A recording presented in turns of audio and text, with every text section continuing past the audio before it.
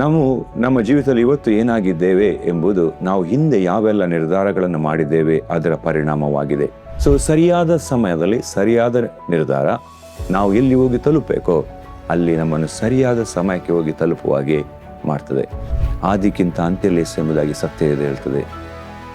ನಾವು ಹೇಗೆ ಆರಂಭ ಮಾಡಿದ್ದೇವೆ ಅದು ಇಂಪಾರ್ಟೆಂಟ್ ಅಲ್ಲ, ನಾವು ಹೇಗೆ ಫಿನಿಶ್ ಮಾಡ್ತೇವೆ ಅದು ಇಂಪಾರ್ಟೆಂಟ್. ಅನೇಕರಿಗೆ ಸಂದೇಶವನ್ನು ಕೇಳ್ತಾ ಇರುವಾಗ ಎಣಿಸ್ಬೋದು, ನನ್ನ ವಯಸ್ಸಾಗಿದೆ, ನನಗೆ ಪ್ರಾಯ ಆಗಿದೆ, ನನಗೆ ಮೊದಲೇ ಗೊತ್ತಿದ್ರೆ ನಾನು ದೇವರಿಗಾಗಿ ಏನಾದರೂ ಮಾಡ್ತಿದ್ದೆ, ದೇವರ ಸೇವೆ ಮಾಡ್ತಿದ್ದೆ, ನಾನು ಅದು ಮಾಡ್ತಿದ್ದೆ, ನಾನು ಇದು ಮಾಡ್ತಿದ್ದೆ ಎಂಬುದಾಗಿ ಅನೇಕರು ಎಣಿಸ್ತಾ ಇರ್ಬೋದು.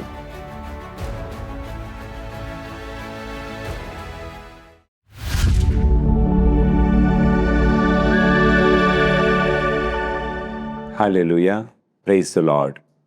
ಪ್ರೀತಿಯ ದೇವಜನರೇ, ಯೇಸು ಕ್ರಿಸ್ತನ ಪರಿಶುದ್ಧ ನಾಮದಲ್ಲಿ ನಿಮ್ಮನ್ನು ವಂದಿಸ್ತೇನೆ. ಗೈಡಿಂಗ್ ಲೈಟ್, ದಾರಿದೀಪ ಎಂಬ ದೇವರ ವಾಕ್ಯ ಧ್ಯಾನ ಭಾಗಕ್ಕೆ ನಿಮ್ಮೆಲ್ಲರನ್ನು ಸ್ವಾಗತಿಸ್ತೇನೆ. ಪ್ರಿಯರೇ, ಇವತ್ತಿನ ವಾಕ್ಯ ಧ್ಯಾನಕ್ಕೋಸ್ಕರ ದೇವರ ಹೃದಯದಲ್ಲಿ ಹಾಕಿದಂಥ ವಿಷಯ ನಿರ್ಧಾರ, ಡಿಸಿಷನ್ ಎಂಬುದಾಗಿ. ನಾವು ಪ್ರಾರ್ಥನೆ ಮಾಡಿಕೊಳ್ಳುವ.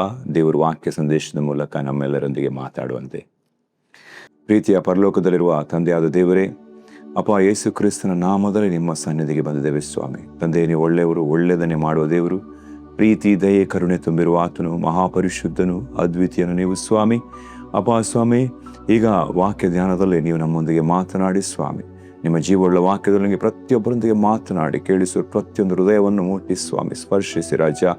ಪವಿತ್ರಾತ್ಮನೆಲ್ಲವನ್ನು ಹತೋಟಿಗೆ ತೆಗೆದುಕೊಳ್ಳಿ. ಮಾತನಾಡುವ ನನ್ನನ್ನು, ಕೇಳಿಸಿಕೊಳ್ಳುವ ನಿಮ್ಮ ಜನರನ್ನು ಆಳ್ವಿಕೆ ಮಾಡಿ ಸ್ವಾಮಿ. ನಿಮ್ಮ ಚಿತ್ತ, ಉದ್ದೇಶ, ಈ ಆಲೋಚನೆಗಳು ಏನುಂಟು ಅದು ನೆರವೇರಲಿ ಸ್ವಾಮಿ. ತಂದೆ, ನಿಮಗೆ ಮಹಿಮೆ ಆಗಲಿ ಸ್ವಾಮಿ. ಅಪ್ಪ ಸ್ವಾಮಿ, ಸ್ವಸ್ಥತೆ, ಬಿಡುಗಡೆಗಳು ಉಂಟಾಗಲಿ. ಪ್ರಾಣ, ಆತ್ಮ, ಶರೀರದಲ್ಲಿ ಉಜ್ಜೀವನ ಉಂಟಾಗಲಿ. ತಂದೆ, ನಿಮಗೆ ಮಹಿಮೆ ಸಲ್ಲಲಿ ಅಪ್ಪ. ಯೇಸು ಕ್ರಿಸ್ತನ ನಾಮದಲ್ಲಿ ಬೇಡಿ ಹೊಂದಿದ್ದೇವೆ, ಆಮೆನ್. ಪ್ರಿಯರೇ, ನಾನಾಗಲೇ ಹೇಳಿದಾಗೆ ಇವತ್ತಿನ ಸಂದೇಶದ ವಿಷಯ ನಿರ್ಧಾರ, ಡಿಸಿಷನ್ ಎಂಬುದಾಗಿ. ನಮ್ಮ ಜೀವಿತದಲ್ಲಿ ನಾವು ನಿರ್ಧಾರಗಳನ್ನು ತೆಗೆದುಕೊಳ್ಳಲಿಕ್ಕೋಸ್ಕರ ಅನೇಕ ಸಮಯದಲ್ಲಿ ನಮ್ಮ ಜೀವಿತದಲ್ಲಿ ಅವಕಾಶಗಳು ಬರುತ್ತವೆ. ನಾವು ನಮ್ಮ ಜೀವಿತದಲ್ಲಿ ಇವತ್ತು ಏನಾಗಿದ್ದೇವೆ ಎಂಬುದು ನಾವು ಹಿಂದೆ ಯಾವೆಲ್ಲ ನಿರ್ಧಾರಗಳನ್ನು ಮಾಡಿದ್ದೇವೆ ಅದರ ಪರಿಣಾಮವಾಗಿದೆ. ಸೊ ಪ್ರತಿಯೊಂದು ಹಂತದಲ್ಲಿ ನಮ್ಮ ಜೀವಿತದಲ್ಲಿ ನಿರ್ಧಾರಗಳನ್ನು ಇನ್ನು ಮುಂದೆಯೂ ಕೂಡ ಮಾಡಲಿಕ್ಕಿರ್ತದೆ, ಪ್ರತಿ ದಿವಸ ಮಾಡಲಿಕ್ಕಿರ್ತದೆ. ಆ ನಿರ್ಧಾರಗಳು ನಮ್ಮ ಜೀವಿತದ ಒಂದು ತಿರುವುಗಳಿದ್ದಾಗೆ, ಒಂದು ಟರ್ನಿಂಗ್ ಪಾಯಿಂಟ್ ಇದ್ದಾಗೆ. ನಾವು ಒಂದು ಸ್ಥಳದಿಂದ ಇಲ್ಲಿಂದ ಎಲ್ಲಿಗಾಗಿದ್ರು, ಮುಂಬೈಗೋ ಒಂದು ಬೇರೆ ಒಂದು ಪಟ್ಟಣಕ್ಕೆ ಹೋಗಬೇಕಾದ್ರೆ ದಾರಿಯಲ್ಲಿ ನಾವು ಹೋಗುವಾಗ ನಮಗೆ ಅನೇಕ ತಿರುವುಗಳಿರ್ತದೆ. ಸೊ ಆ ತಿರುವುಗಳನ್ನು ನಾವು ಸರಿಯಾದ ತಿರುವುಗಳನ್ನು ತೆಗೆದುಕೊಂಡರೆ ಆವಾಗ ನಾವು ಮುಟ್ಟಬೇಕಾದ ಸ್ಥಳವನ್ನು ಹೋಗಿ ಮುಟ್ತೇವೆ. ನಾವು ಆ ನಿರ್ಧಾರಗಳು, ಹಾಗೆ ನಾನು ಆಗಲೇ ಹೇಳಿದಾಗೆ, ಅದು ತಿರುವುಗಳಿದ್ದ ಹಾಗೆ. ಸೊ ಆ ನಿರ್ಧಾರಗಳನ್ನು, ಸರಿಯಾದ ನಿರ್ಧಾರಗಳನ್ನು ನಾವು ತೆಗೆದುಕೊಳ್ಳದೇ ಇದ್ದರೆ ನಾವು ಎಲ್ಲಿ ಹೋಗಿ ತಲುಪಬೇಕೋ ಅಲ್ಲಿ ಹೋಗಿ ತಲುಪುವುದಿಲ್ಲ, ಅಥವಾ ನಾವು ಎಲ್ಲಿ ಹೋಗಿ ತಲುಪಬೇಕೋ ಅಲ್ಲಿ ಹೋಗಿ ತಲುಪಲಿಕ್ಕೆ ಸರಿಯಾದ ಸಮಯಕ್ಕೆ ನಾವು ತಲುಪುವುದಿಲ್ಲ, ಲೇಟ್ ಆಗ್ಬೋದು. ಸೊ ಹೇಗೆ ತಿರುವುಗಳು, ಸರಿಯಾದ ತಿರುವುಗಳನ್ನು ನಾವು ತೆಗೆದುಕೊಂಡಾಗ ತಲುಪಬೇಕಾದ ಸ್ಥಳವನ್ನು ಸರಿಯಾದ ಸಮಯಕ್ಕೆ ತಲುಪ್ತೇವೆ ಮತ್ತು ಸರಿಯಾದ ಸ್ಥಳವನ್ನೇ ತಲುಪ್ತೇವೆ. ಅದೇ ರೀತಿಯಲ್ಲಿ ತಪ್ಪಾದ ತಿರುವುಗಳನ್ನು ತೆಗೆದುಕೊಂಡಾಗ ನಾವು ಆ ಸ್ಥಳವನ್ನು ತಲುಪುವುದೇ ಇಲ್ಲ, ಅಥವಾ ತಲುಪಲಿಕ್ಕೆ ನಾವು ಸಮಯ ಹೆಚ್ಚು ಹಿಡಿಬೋದು, ನಾವು ಸರಿಯಾದ ಸಮಯಕ್ಕೆ ಅಲ್ಲಿ ತಲುಪದೇ ಇರ್ಬೋದು. ಅದೇ ರೀತಿಯಲ್ಲಿ ನಿರ್ಧಾರಗಳು ಹಾಗೆಯೇ ಕೂಡ ಒಂದು ಮುಖ್ಯವಾದ ಟರ್ನಿಂಗ್ ಪಾಯಿಂಟ್, ತಿರುವುಗಳಿದ್ದಾಗೆ ನಮ್ಮ ಲೈಫ್ನಲ್ಲಿ. ಸೊ ಸರಿಯಾದ ಸಮಯದಲ್ಲಿ ಸರಿಯಾದ ನಿರ್ಧಾರ ನಾವು ಎಲ್ಲಿ ಹೋಗಿ ತಲುಪಬೇಕೋ ಅಲ್ಲಿ ನಮ್ಮನ್ನು ಸರಿಯಾದ ಸಮಯಕ್ಕೆ ಹೋಗಿ ತಲುಪುವ ಹಾಗೆ ಮಾಡ್ತದೆ. ನಾವು ಸಂದೇಶದಲ್ಲಿ ಮುಂದೆ ಮುಂದೆ ಹೋಗುವ ನಾವು ಏನು ಧ್ಯಾನ ಮಾಡಲಿಕ್ಕಿದ್ದೇವೆ ಅಂತ ಗೊತ್ತಾಗ್ತದೆ. ಸೊ ನಿರ್ಧಾರಗಳು ಬಹಳ ಮುಖ್ಯ, ಬಹಳ ಇಂಪಾರ್ಟೆಂಟ್ ಆಗಿರುವ ಸಂಗತಿಗಳು. ನಾವು ನಮ್ಮ ಕೆಲವೊಂದು ನಿರ್ಧಾರಗಳು ನಮ್ಮ ಜೀವಿತದ ಇಡೀ ಚಿತ್ರಣವನ್ನೇ ಬದಲು ಮಾಡಿಬಿಡ್ತದೆ, ಸಂಪೂರ್ಣವಾಗಿ ಚೇಂಜ್ ಮಾಡಿಬಿಡ್ತದೆ ಒಂದು ಡಿಸಿಷನ್, ಒಂದು ನಿರ್ಧಾರ. ಸೊ ನಮ್ಮ ಜೀವಿತದಲ್ಲಿ ಪ್ರತಿಯೊಬ್ಬರು ಕೂಡ ನಿರ್ಧಾರಗಳನ್ನು ತೆಗೆದುಕೊಳ್ಳಲಿಕ್ಕಿರ್ತದೆ. ಪ್ರತಿಯೊಂದು ಹಂತದಲ್ಲಿ, ಜೀವಿತದ ಪ್ರತಿಯೊಂದು ಹಂತದಲ್ಲಿ ನಿರ್ಧಾರಗಳನ್ನು ತೆಗೆದುಕೊಳ್ಳಲಿಕ್ಕಿರ್ತದೆ. ಆ ನಿರ್ಧಾರಗಳನ್ನು ನಾವು ತೆಗೆದುಕೊಳ್ಳಲೇಬೇಕು. ಆ ನಿರ್ಧಾರಗಳು ನಮ್ಮನ್ನು, ನಮ್ಮ ಈ ಲೋಕದ ಜೀವಿತವನ್ನು, ನಂತರದ ಪರದಲ್ಲಿರುವ ಜೀವಿತವನ್ನು ಕೂಡ, ಇಲ್ಲಿಯ ನಂತರದ ಜೀವಿತವನ್ನು ಕೂಡ ಪರಿಣಾಮ ಬೀರ್ತದೆ. ಸೊ ಹಾಗಾಗಿ ನಾವು ಸಂದೇಶದಲ್ಲಿ ನಾವು ಧ್ಯಾನ ಮಾಡುವ ನಿರ್ಧಾರಗಳು ಎಷ್ಟು ಮುಖ್ಯ ಎಂಬುದಾಗಿ.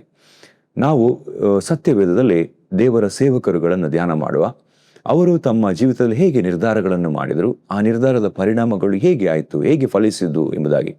ನಾನು ಈಗಾಗಲೇ ಹೇಳಿದೆ, ನಾವು ತೆಗೆದುಕೊಳ್ಳುವ ನಿರ್ಧಾರಗಳು ನಮ್ಮನ್ನು ಈ ಭೂಲೋಕದಲ್ಲಿರುವ ಜೀವಿತವನ್ನು ಎಫೆಕ್ಟ್ ಮಾಡೋದು ಮಾತ್ರ ಅಲ್ಲ, ನಾವು ಈ ಭೂಲೋಕವನ್ನು ಬಿಟ್ಟ ನಂತರ ಕೂಡ ನಮಗೊಂದು ಜೀವಿತ ಇದೆ, ಅದನ್ನು ಕೂಡ ಎಫೆಕ್ಟ್ ಮಾಡ್ತದೆ, ಅದರ ಮೇಲೆ ಕೂಡ ಪರಿಣಾಮ ಬೀಳ್ತದೆ. ಸೊ ನಾವು ಈಗ ಧ್ಯಾನ ಮಾಡುವ ದೇವರ ಸೇವಕರುಗಳು ಸತ್ಯವೇದದಲ್ಲಿ ಯಾವ ರೀತಿಯೆಲ್ಲ ನಿರ್ಧಾರಗಳನ್ನು ಮಾಡಿಕೊಂಡ್ರು ಎಂಬುದಾಗಿ ನಾವು ಮೊದಲಿಗೆ ನೋಡುವ ಅಬ್ರಾಮನ ಬಗ್ಗೆ.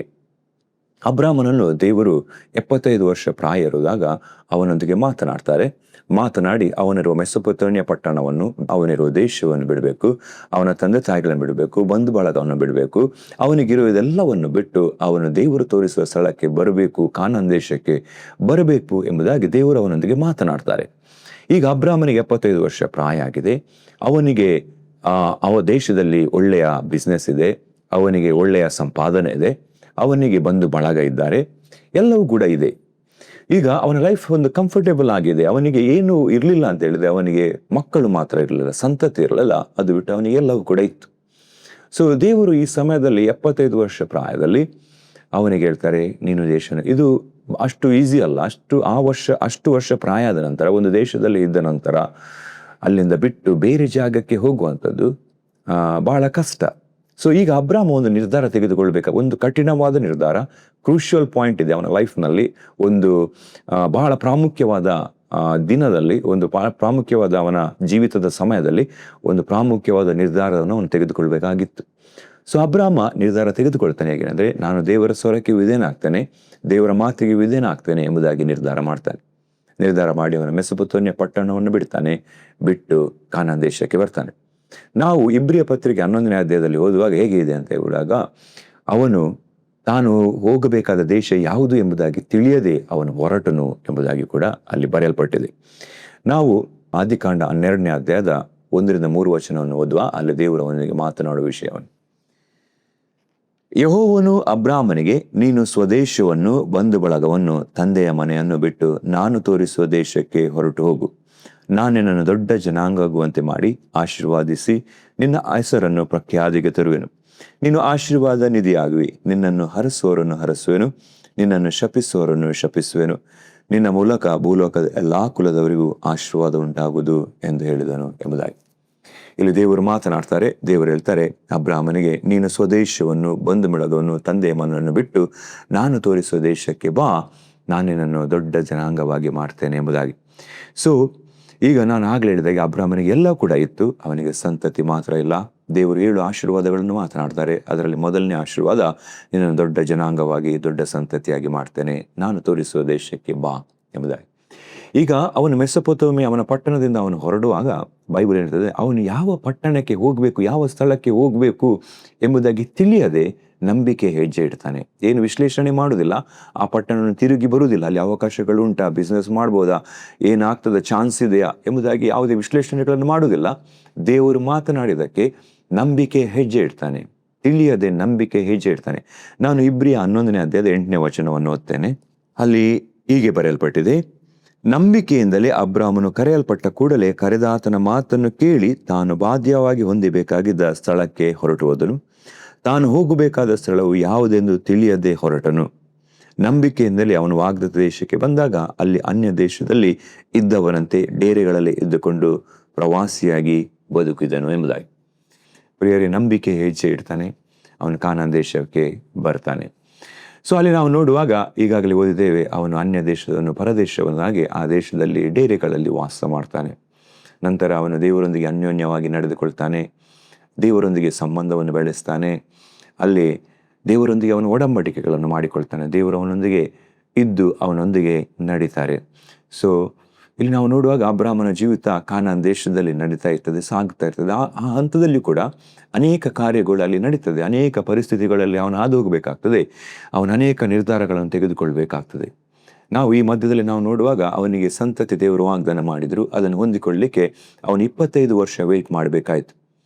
ಆ ಮಧ್ಯದಲ್ಲಿ ಅಬ್ರಾಮನು ತನ್ನ ಸ್ವಂತ ನಿರ್ಧಾರವನ್ನು ಮಾಡ್ತಾನೆ. ದೇವರ ಸಮಯಕ್ಕೆ ಕಾದುಕೊಳ್ಳದೆ ಸ್ವಂತ ನಿರ್ಧಾರವನ್ನು ಮಾಡಿ ಹಾಗರೊಂದಿಗೆ ಇಷ್ಮಾಯಲನ್ನು ಪಡಿತಾನೆ. ಈ ನಿರ್ಧಾರದಿಂದ, ಈ ತಪ್ಪಾದ ನಿರ್ಧಾರದಿಂದ ಮನೆಯಲ್ಲಿ ಅಸಮಾಧಾನ ಆಗ್ತದೆ, ಕಿರಿಕಿರಿ ಆಗ್ತದೆ, ಪ್ರಾಬ್ಲಮ್ಸ್ ಸ್ಟಾರ್ಟ್ ಆಗ್ತದೆ, ತೊಂದರೆಗಳಾಗ್ತದೆ. ಅವನು ಪುನಃ ದೇವರ ಸನ್ನಿಧಿಯಲ್ಲಿ ಬೇಡಿಕೊಳ್ಳುವಾಗ ದೇವರು ಹೇಳ್ತಾರೆ, ಹಾಗರಳನ್ನು ಇಷ್ಮಾಯಲನ್ನು ಮನೆಯಿಂದ ಕಳಿಸು ಎಂಬುದಾಗಿ ದೇವರು ಹೇಳ್ತಾರೆ. ಆಗ ಕೂಡ ಅವನು ನಿರ್ಧಾರವನ್ನು ಮಾಡಬೇಕಾಗಿತ್ತು. ದೇವರ ಸ್ವರವನ್ನು ಕೇಳಿ ಮಗನನ್ನು, ಈಗ ಇಷ್ಮಾಯೇಲ್ ಅವನಿಗೆ ಮಗನಾಗಿದ್ದ, ಆದರೂ ಕೂಡ ದೇವರು ಹೇಳಿದಕ್ಕಾಗಿ ಅವನ ನಿರ್ಧಾರವನ್ನು ತೆಗೆದುಕೊಳ್ಬೇಕಾಯ್ತು. ಅವನ ಹಾಗರಳನ್ನು, ಇಷ್ಮಾಯೇಲನ್ನು ಮನೆಯಿಂದ ಹೊರಗೆ ಹಾಕ್ತಾನೆ, ಅವನು ಹೊರಗೆ ಕಳಿಸ್ತಾನೆ. ಸೊ ಒಂದು ಬಹಳ ಇಂಪಾರ್ಟೆಂಟ್ ನಿರ್ಧಾರ, ಆದರೆ ಅದು ಉತ್ತಮವಾದ ನಿರ್ಧಾರ. ದೇವರು ಹೇಳಿದಾಗೆ ಆ ನಿರ್ಧಾರವನ್ನು ತೆಗೆದುಕೊಳ್ತಾನೆ.